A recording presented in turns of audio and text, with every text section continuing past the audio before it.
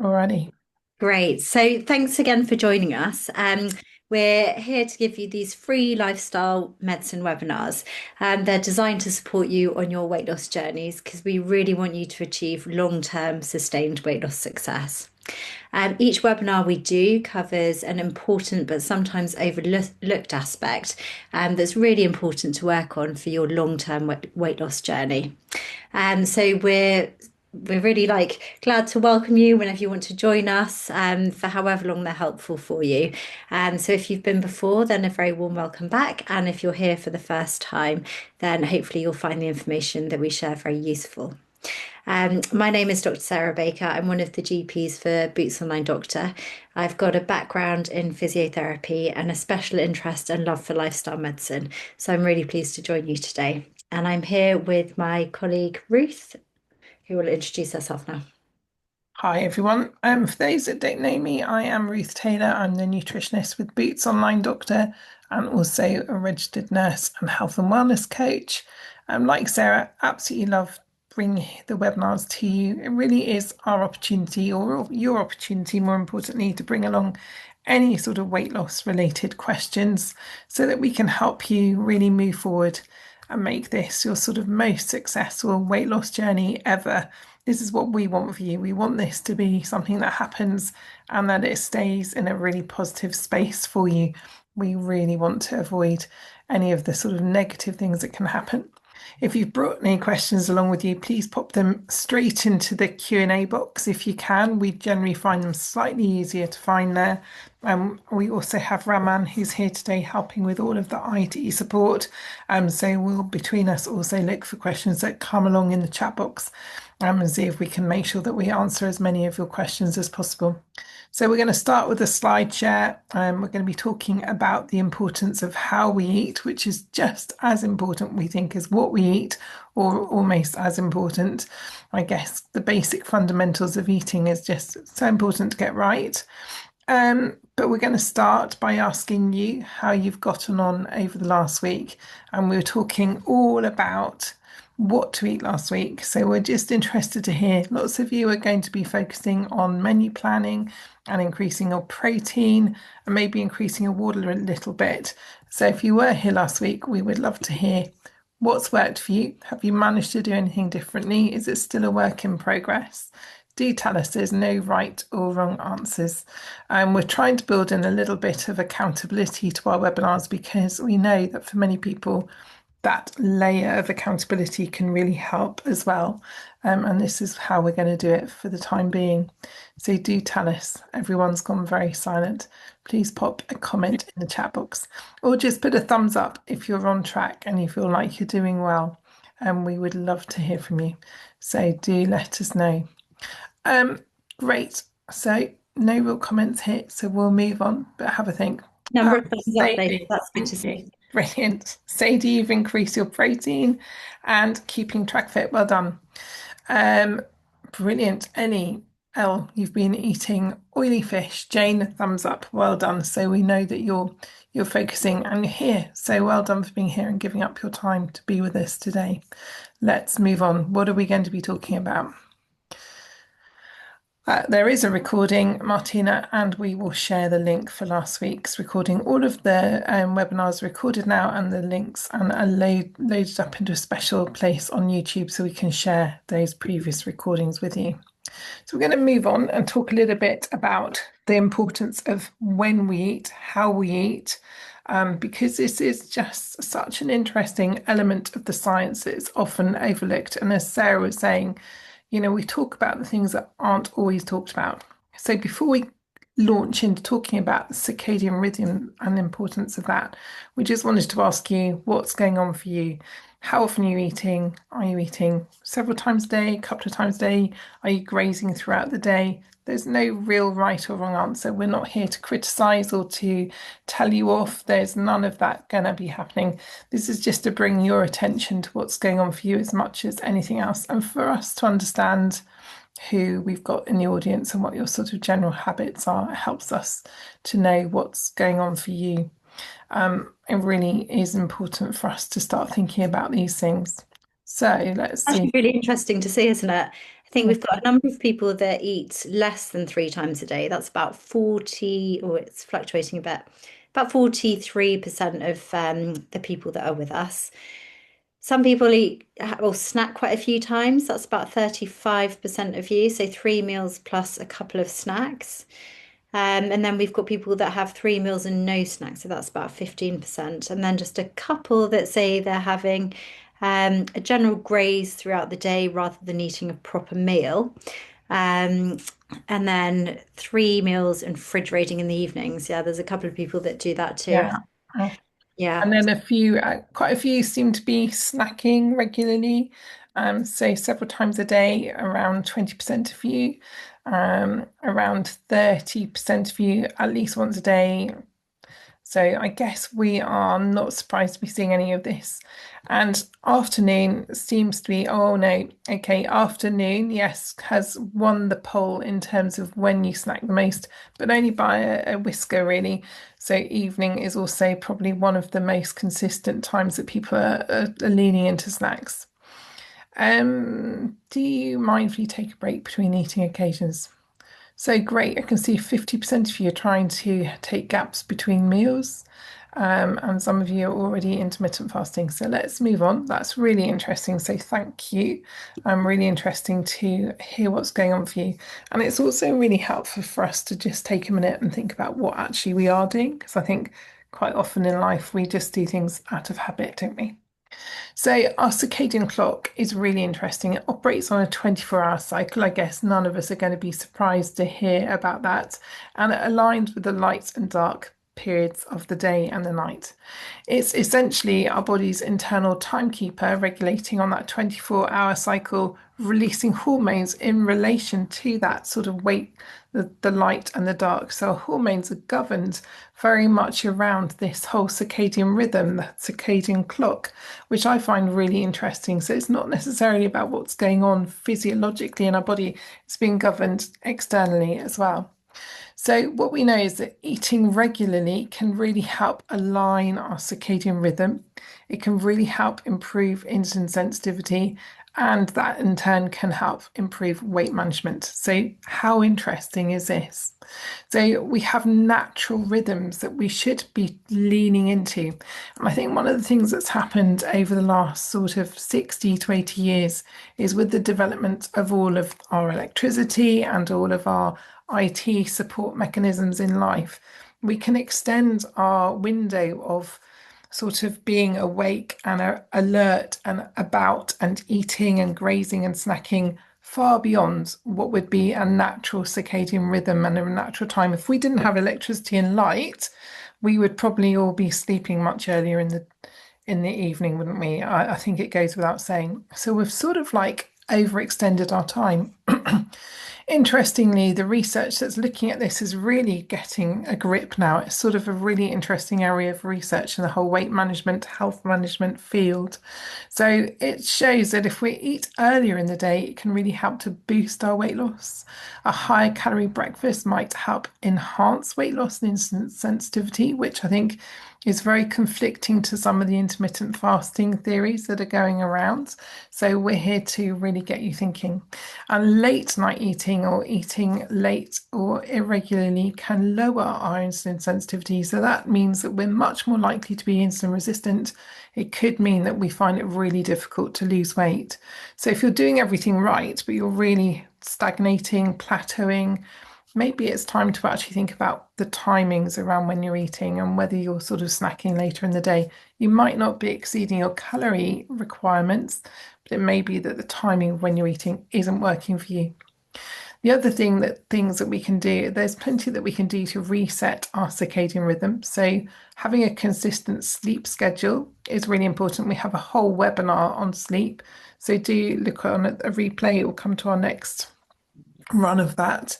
And actually, if we go to sleep and get up at a similar time every day, we can start resetting our circadian rhythm after 1 to 2 weeks. Getting morning light on our eyeballs can really help in terms of resetting our circadian rhythm. And really, if you are somebody who's really struggling with sleep, then just doing gradual transitions into a new rhythm is really important. So I'm not going to labour on about that because I've got lots of information to get through, but I think it's really interesting, isn't it, Sarah? It is, and I think it actually leads nicely into what I'm going to talk about now, which is time restricted eating, which a few of you I think mentioned that you were already doing. But time restricted eating can be a really useful tool in helping people to lose weight. And again, it's as Ruth was saying, it aligns the food that we're having with our natural body cycles, with our natural hormonal cycles. And this can help us reduce our overall calorie consumption. And we can do that without having to be so strict about sort of calorie counting and things like that. It just naturally helps to reduce our overall calorie intake.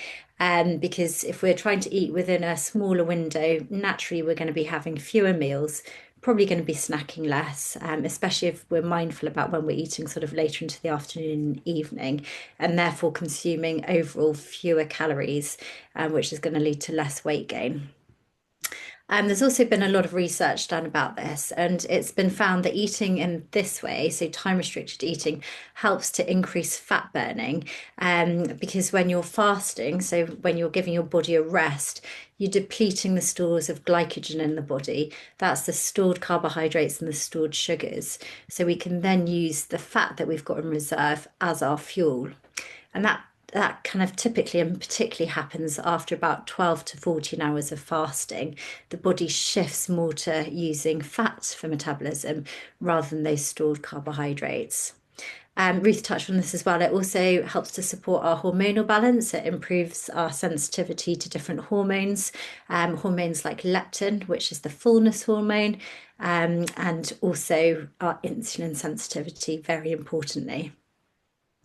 Another thing it helps us to do, which I'll be talking about a little bit more, is it encourages us to be a bit more mindful and thoughtful about how and when and what we're eating.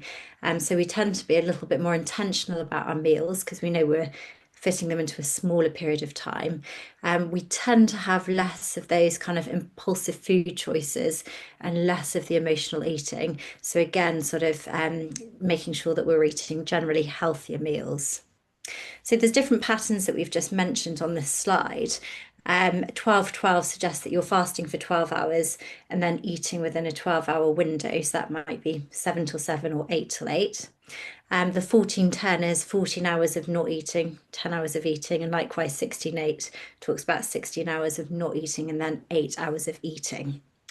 There's been a lot of research studies done about this, and quite a small research study, but an important one shows that if we eat within an 8-hour window, it can really, really help with our appetite control and importantly with that insulin sensitivity. So making us less at risk of conditions like diabetes and also making it easier for us to lose weight. I think sometimes this can be a bit intimidating, especially if it's not something that you're already doing. So, what we'd suggest is just start where you are. If you've been eating from first thing waking up to last thing at night, maybe try and start with a 12-hour eating window. So, not eating before 7 or 8 o'clock in the morning and then stopping before 7 or 8 in the evening. And then see if you can work to just reduce that window a little bit further once you get comfortable with that pattern. But I think it's probably also important to say that, you do have to be mindful of your own personal kind of circumstances. Just time restricting eating isn't for everyone, but it does work really well for lots of people. So just work from where you are now and then sort of gradually build on that. Yeah, definitely really good advice. So the other thing we thought would be helpful to talk about a little bit would be is the sort of alternate day fasting. So this is sort of like a very recent popularized approach to weight loss, almost known as the 5-2 diet, popularized by Michael Mosley or the late Michael Mosley. So it is something that can be additionally helpful. And what you would do is you would consider dropping your calories on 2 or more days of a week. You would do some sort of like intermittent calorie restriction. And this has shown that it can really help people to just get a little bit more ability to stick with a weight loss approach. It isn't necessarily helpful for everyone, so we're all different. So some people this isn't going to suit at all, and if you're taking weight loss medications, this might not really suit you because you might find that your calories are just too low and you might feel particularly unwell, or you may not have the wriggle room to eat a larger number of calories on a different day. So it's sort of like working out where you are and what's important to you and what else is going on. But it's really interesting in as much as actually it just over the week lowers your calorie intake. And we don't talk a lot about calories, but actually the other thing that it does, it can really help to improve fat loss and insulin sensitivity around this whole intermittent calorie change. And one of the things I was reading about recently is that it can help with this thing called metabolic flexibility. And our metabolic flexibility is about our metabolism being able to be flexible and chop and change. So, for some people, if you're in a weight loss plateau, actually having a few days of intermittent fasting where you alternate your calorie intake across different days can be really interesting. And you could actually combine this with a 12-hour window or even an 8-hour window. So it really lends itself to work with both those things. So I hope that makes sense. And I think it is really worth considering from time to time and just chopping and changing the amounts that we eat can really help our bodies just adapt differently. Instead of always just turning up and doing the same things, it can just make things a little bit more flexible. And that whole metabolic flexibility is really a very interesting area in research in terms of longevity and long-term health. So again, it leans across into those aspects too. Sarah, you're going to talk to us about chewing and digestion. Yeah. Yes, I am indeed. Yeah, this is really important. So, chewing is the first step that we have in the digestion process, that mechanical step. And it makes food a lot easier for the body to break down, and can optimize how we take nutrients into the body.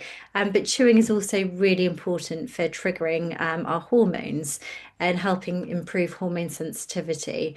So when we chew well, it gives a chance for leptin in the body to rise, and that's our fullness hormone. So really, really important.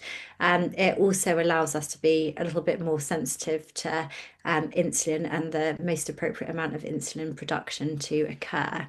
So digesting in that way, so chewing first is really, really important. And when we're thinking about sort of our meals, I guess we touched on this also, or we talked about it a lot last week, but is having plenty of the types of foods that are going to help us feel full for longer. So eating lots of fiber, lots of protein, and having an adequate amount of fat in each meal is really going to help with that sense of being fuller for longer and stopping you want to snack between meals. It's just physically more satisfying, and it's also going to help maintain your energy levels because you're going to be helping to balance your blood sugar balance a lot better as well. We suggest when you're resting and digesting that you allow at least 4 to 5 hours between meal times. That's just going to give a really good opportunity for your gut to absorb all of the nutrients, to have time to reset before your next meal comes. So really important to think about at least a 4 to 5 hour break between meals. I think what's really important is thinking about our final meal of the day as well. So that's allowing enough time after your final meal for your body to digest before we go to bed. And that's just to optimize how much energy we're getting from our meals. And ideally, we would be giving ourselves a sort of 3 hour window between finishing our final meal and going to bed.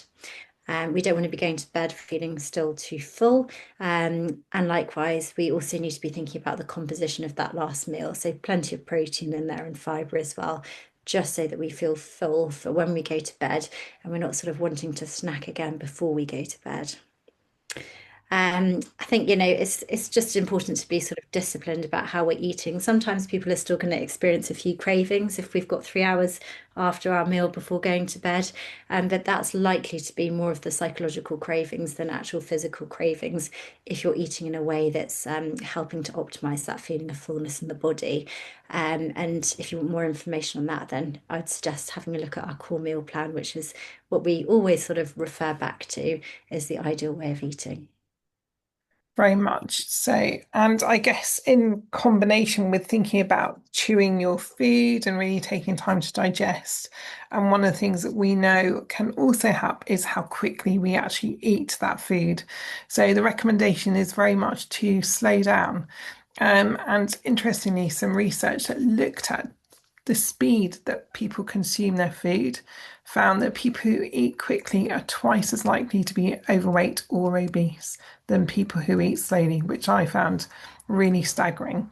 And I think the research conclusion was that is that because people this is because people who eat quickly consume significantly more calories overall, which is again, you know, really interesting. Conversely, eating slowly can contribute to a greater enjoyment of food. And this is one of the things that we talk about in our whole psychology webinar is actually really engaging with that food and that whole mindful eating as well. And really just lean into the pleasure of what you're eating rather than just racing your way through. I talk to lots of people in my world, and a lot of people I know really struggle with this aspect and this whole, we are such creatures of habit.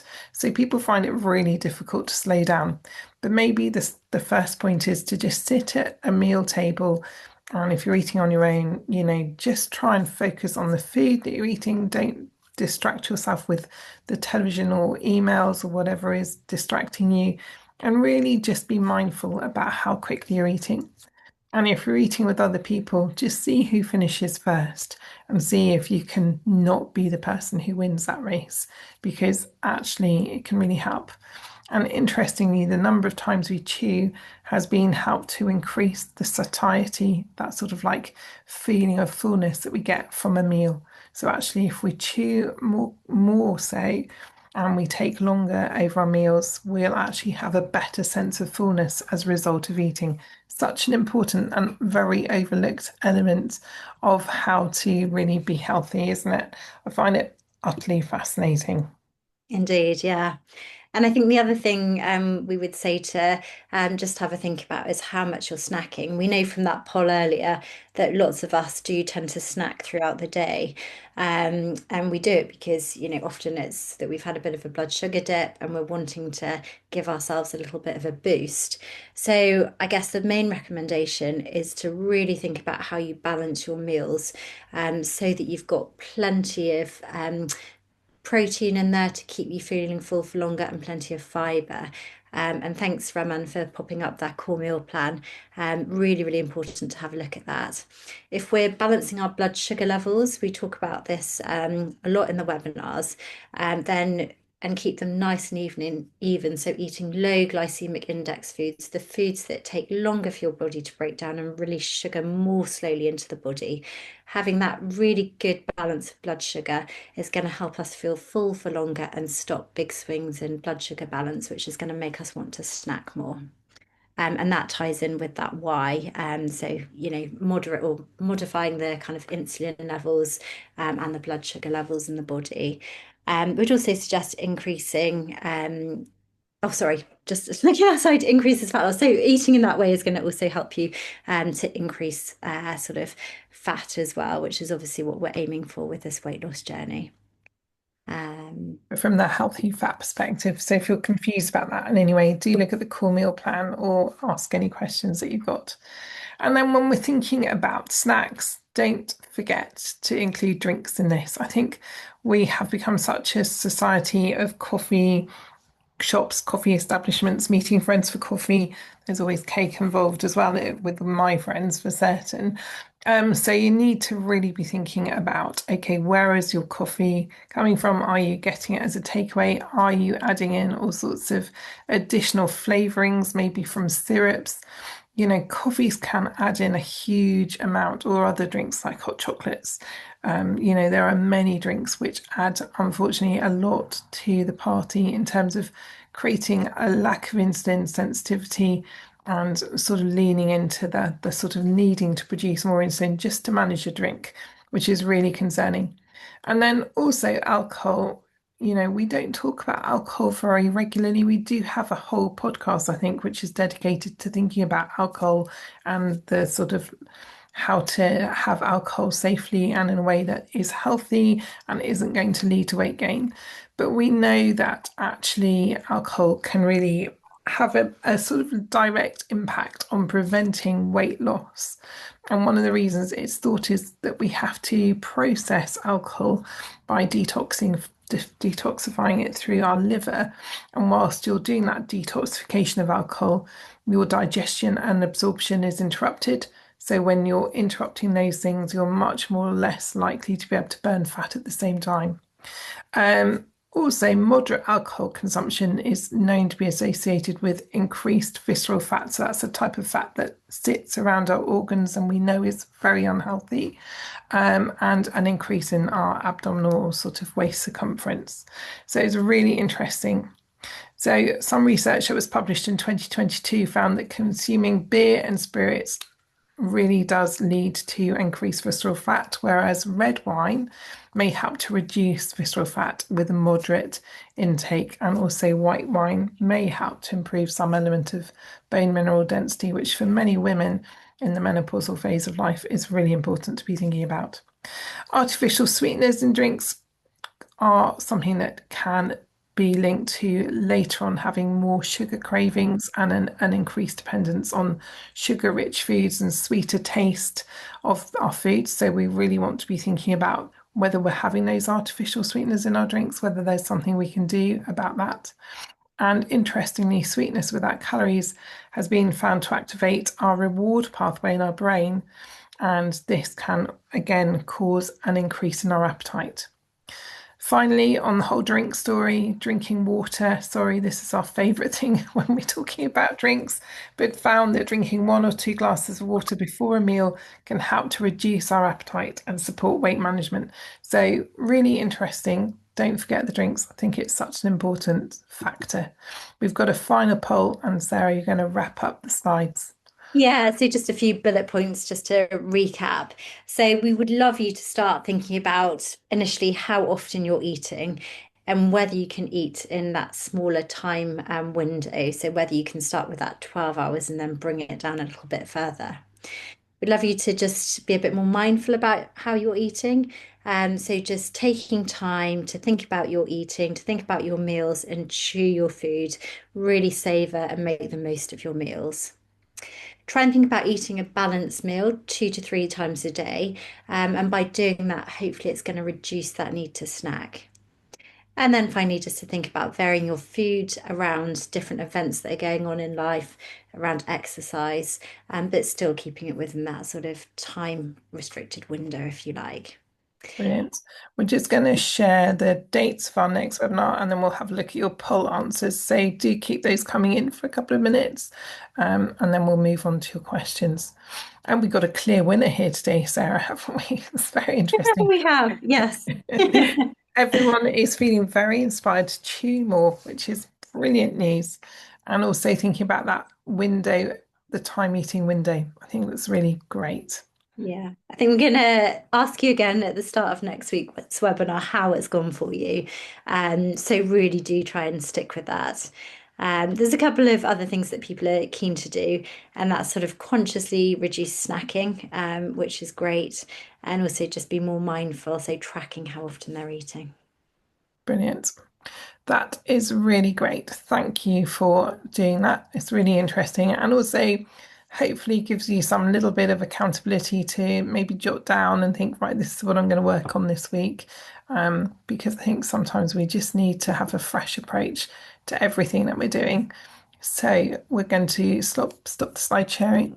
Just let you know we are here next week, and I believe it's the 21st today, isn't it? So instead of being here on Monday next week, we're actually going to be here on Tuesday, just because it's silly season and people are on holiday, so we're just moving things around so that we can bring webinars still despite the holidays. We'll be back on Monday the 4th, and then again in the sort of second week in August we will be back to the Tuesday, but we'll let you know each week, and all of those events are available to sign up to on Eventbrite. So Excellent. Should we move on to questions? let's go for it. The first question is a comment about losing a stone in the first month of weight loss medication and then nothing for 3 weeks. I thought I might not have been eating enough, so slightly increased food take, and then I lost 4 or 5 pounds last week. I think it's just really important to be mindful of how much you're eating on weight loss medication. It's obviously having a suppressing effect on your appetite, so there's not that same hunger drive, but it really is important to be getting the nutrition that your body needs, and also thinking about kind of protein intake, particularly. Well, actually, all the nutrients that your body needs. And sometimes it can be quite hard to do if you don't feel that desire and that drive to eat. But I think weight loss medication is a really good opportunity to. Because it calms down that hunger noise, so you can be a little bit more mindful about sort of food preparation, meal planning, without having sort of that additional craving in the background that sometimes clouds our judgment about how we eat. I saw there was a comment in the chat box from Gail, so I hope you don't mind me saying your name, Gail. But you are saying that you're having a snack at 10 o'clock most evenings, and this is based on habits that you created from when you were working night shifts. You've no longer been working night shifts for quite a few years. Um, and the sort of habit has come up because you don't want to eat at night. So I wonder what's going on with your sleep, number one. But also, I would say the key thing here is it's sort of like we are the stories we tell ourselves. So it's almost like, are you telling yourself you can't get through the night without having a snack before you go to bed? And maybe you need to relearn that habit and actually think about what it is that that snack's giving you, why you're leaning into it. What is it that you're actually snacking on? Is it healthy? Is it sort of less healthy? I'd be really interested to know more. We would really recommend, unless you're finding a snack is really helpful for good quality sleep, which some people do, that ideally we try and get rid of those snacks and finish eating a little bit more earlier in the evening. Somebody is saying, bit confused. I think we've given some confusing messaging. So somebody is saying, you talked about the effectiveness of eating more frequently and also about fasting. I found these contradictory. Apologies if I misunderstood. I'm sorry if we confused you. We would recommend a maximum of a 12-hour eating window, I would say, and then seeing if you can narrow that down slightly if it suits you. Some people feel fantastic on a 12-hour eating window. And in that eating window, we would recommend you have 2 or 3 meals, full stop. Snacking isn't obligatory for anyone at all. If you're somebody who really, really struggles with a massive dip in their energy, then it might be helpful to have a mindful snack. But we would say go back and look at your meals, see if you're balancing that meal really well, if you're getting that healthy fat and the protein and the vegetables, and take a look at sort of like the sort of webinar that we ran last week, in terms of the what to eat, and because that's really important. So if you get all of those things right, your need to snack will become less. So unless you're doing a load of serious exercise as well. So hopefully that makes sense. Do ask us if that doesn't make sense and you need any further clarity. Yeah, definitely. I've got someone asking a question about a deficiency of B12. Would a deficiency of B12 restrict weight loss? Not a diagnosis, but a possibility. Um, I mean, any deficiency of nutrients in the diet are going to have an impact on the body somewhere. B12 is really important for the red blood cells. It's also important for energy production. So, yeah, I guess if you're either if you are deficient, then it can cause other problems that might make it a bit harder to lose weight. So, not in itself, but as a consequence of the effects it's having on the body, yes, potentially. So, if Yeah, you're and I would add, I'd agree, but I'd also say if you're thinking, are there any vitamin insufficiencies. I would also really add into that to look at vitamin D. There's a whole lot of interesting research about vitamin D and people who are overweight or obese having low levels of vitamin D. And vitamin D is really helpful in terms of creating insulin sensitivity. So that's really important to look at. And you can get your GP to test that, or otherwise, there's some very inexpensive at home tests you can do. And the other thing I think is iron, depending on where you are in your sort of life cycle. For women specifically who are having periods, iron levels can be really important to just keep a track of. And that's one of the most important, well, not they're all really important. That's another important nutrient that is very important in loads of the sort of like physiological pathways in our body. So, yeah, have a look at those. Yeah. Further questions. Do you have any advice for avoiding these unhelpful habits, e.g., late night eating, when surrounded by family who are doing that? And It's the a really delicious tricky smelling advice. foods. Yeah, if you've got all of that temptation around you and, it does set off the feeling of wanting to have something to eat.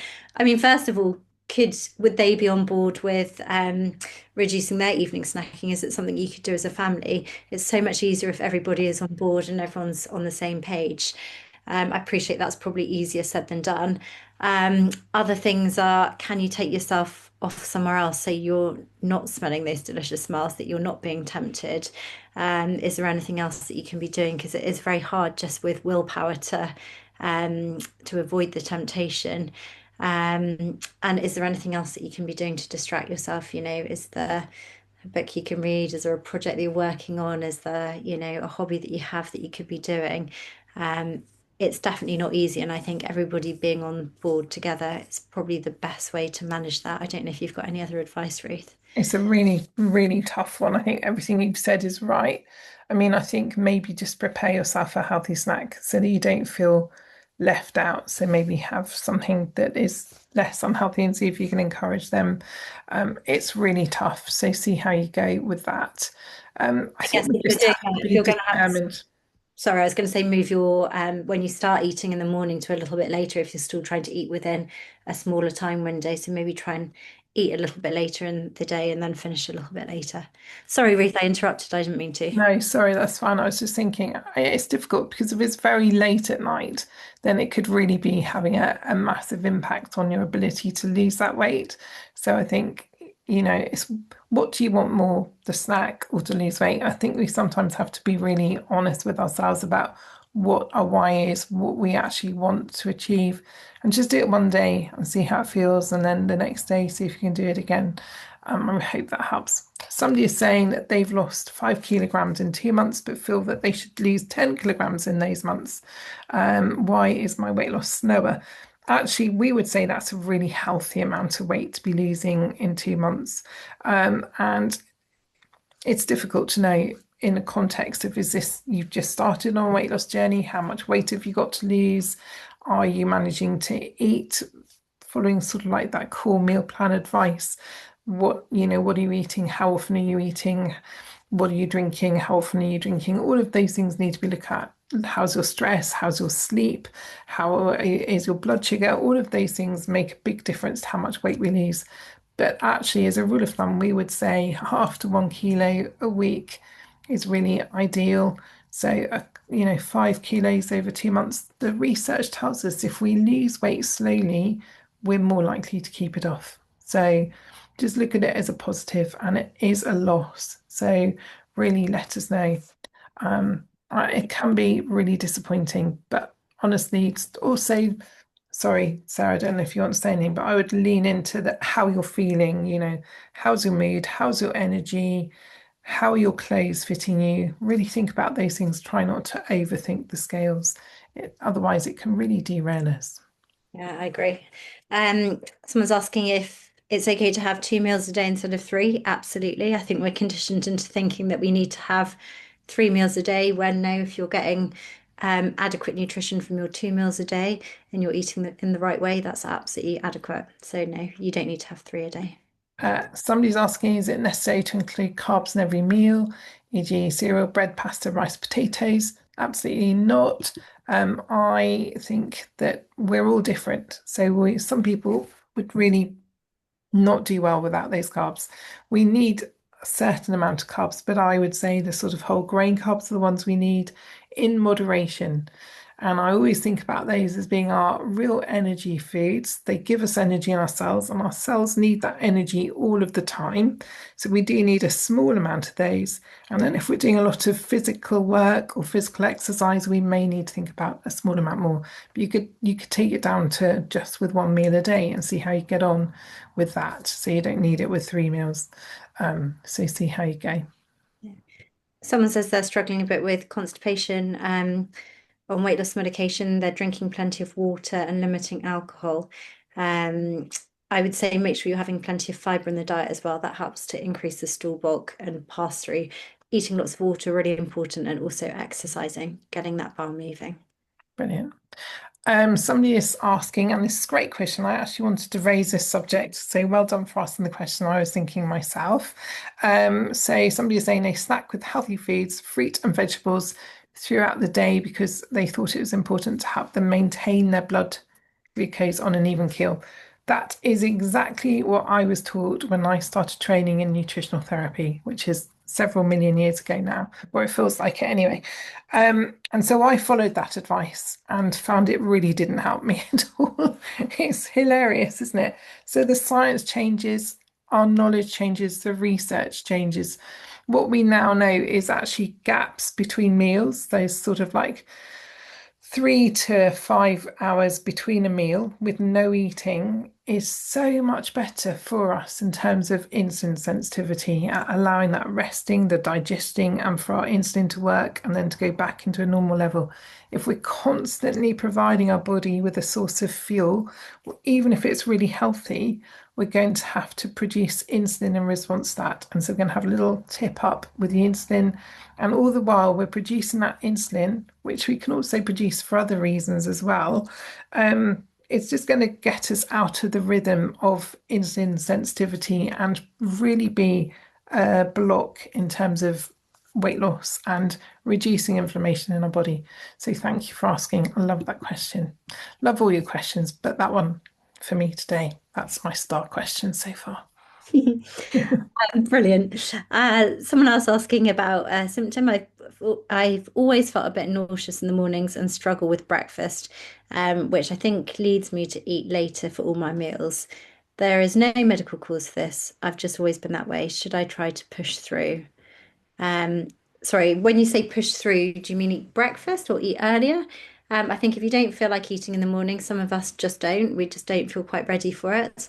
Absolutely fine to start later in the day, and maybe you have your first meal at midday, 1 o'clock. I wouldn't necessarily say if you're not feeling hungry at 10 or 11 in the morning, you should be eating then. It's definitely not necessary. Don't know if you concur. Yeah, absolutely. Sorry, I was thinking of looking at another question.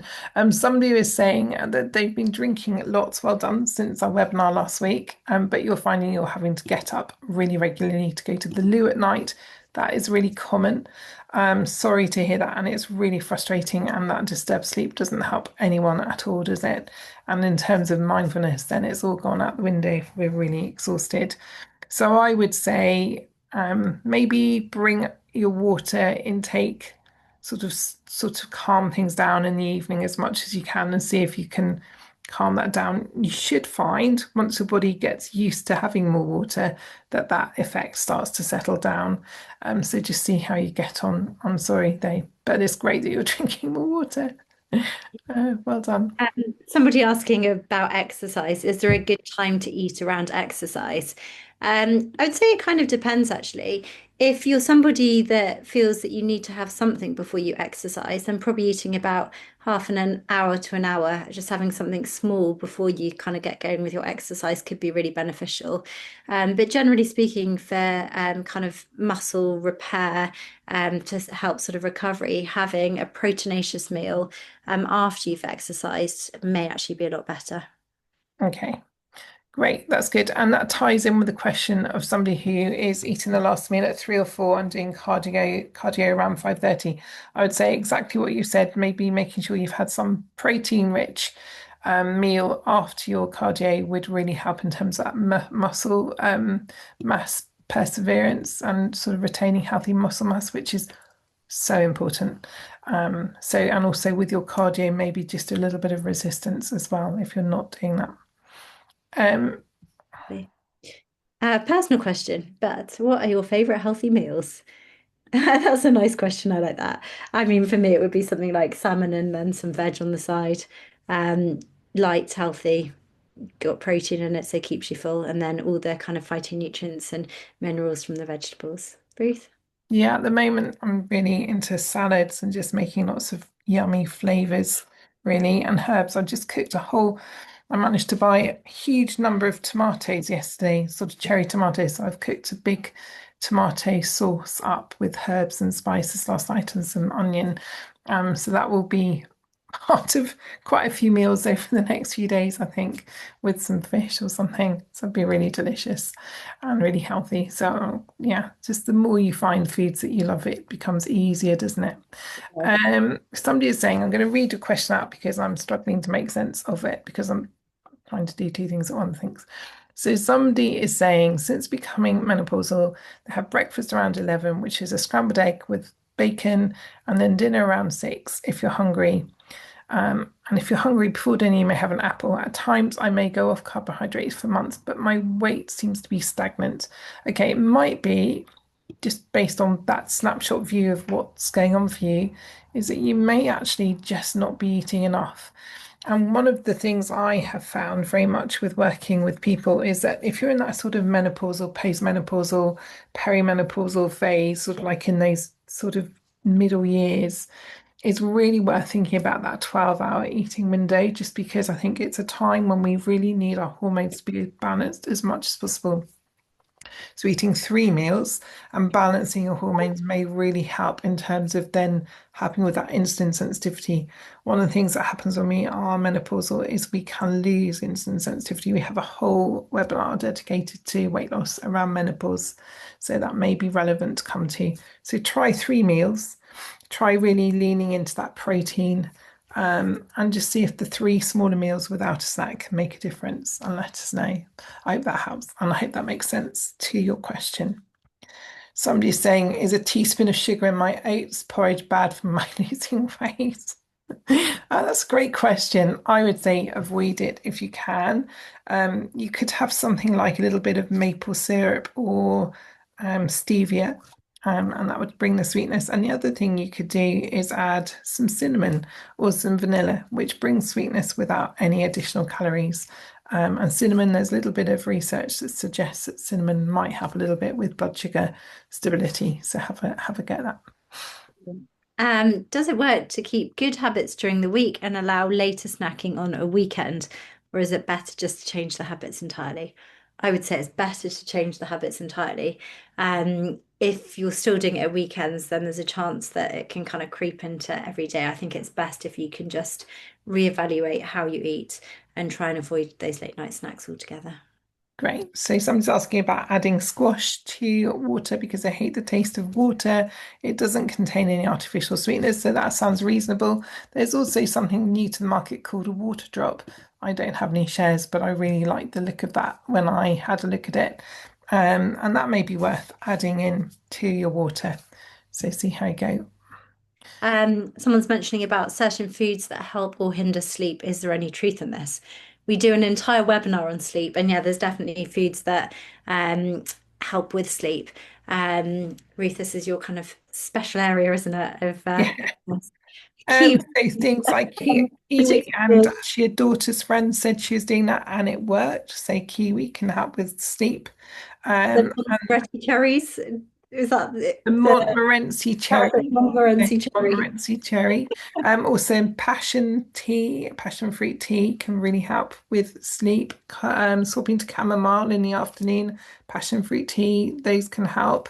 There's some good night teas that you can buy over the counter in supermarkets.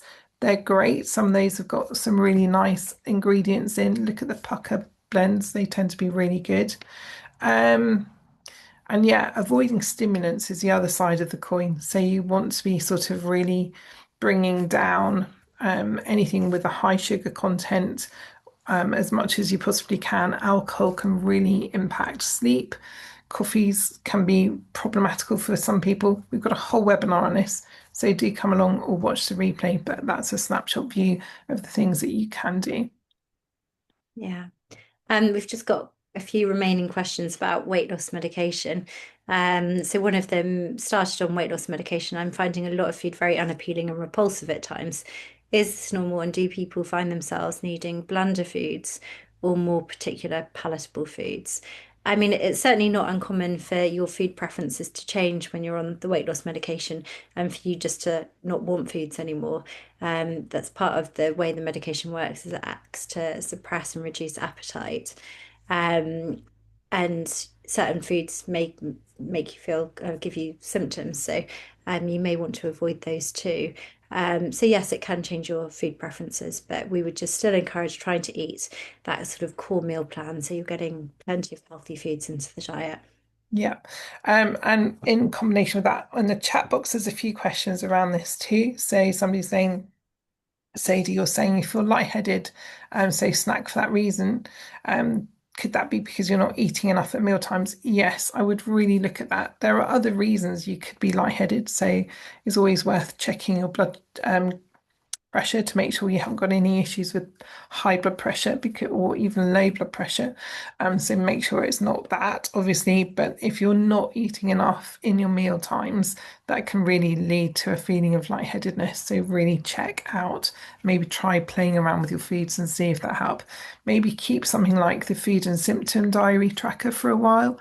And just see if that, if actually by tracking what you're eating, you can figure out the foods and the meals that make you feel better. So, Raman, if you don't mind sharing the link to the food and symptom tracker, that would be great. Um, So somebody is on day 3 of taking weight loss medication for curbing bad eating habits and to lose weight. However, by the end of the week, they're saying their period is due, and it's usually when they want to pick out on sugar and carbohydrates. They really don't want to do it. How will it affect being on Manjaro at the same time? Well, hopefully the Manjaro will help to suppress your appetite a little bit and make you not crave those foods in quite the same way. I'd also really think about just balancing your plate so that you reduce those cravings in a more natural ways, and you're learning to do that sort of for future. Again, directing you back to the core meal plan to just look at how you build your plate, the kinds of foods that you should be having there to make you feel full for longer and to help reduce those cravings of sugars.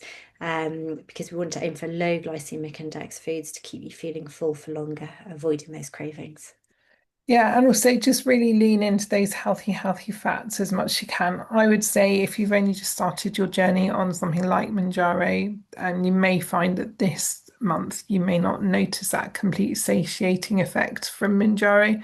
So you may just want to be ultimately prepared and just eat more of the healthy foods. If you need to snack, just balance it like it's a meal and don't be scared to do that. So just be prepared. And I think being ready and being prepared is one of the things all of us can do to really help with that.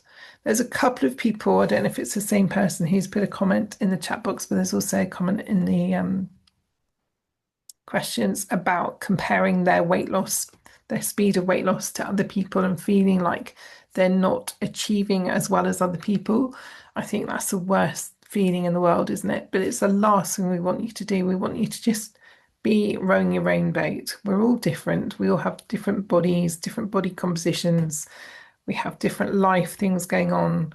We all have different habits. We have different families. We have different stresses. We have different sleep patterns. There is no reason on earth why we'd all lose weight in the same way and at the same time scale. So just, focus on your journey, focus on the fact that you are achieving some weight loss. It might not be speedy, but as we've already said, this what we know is slower weight loss generally helps in terms of that sustainability. So just live in your own space and also measure yourself.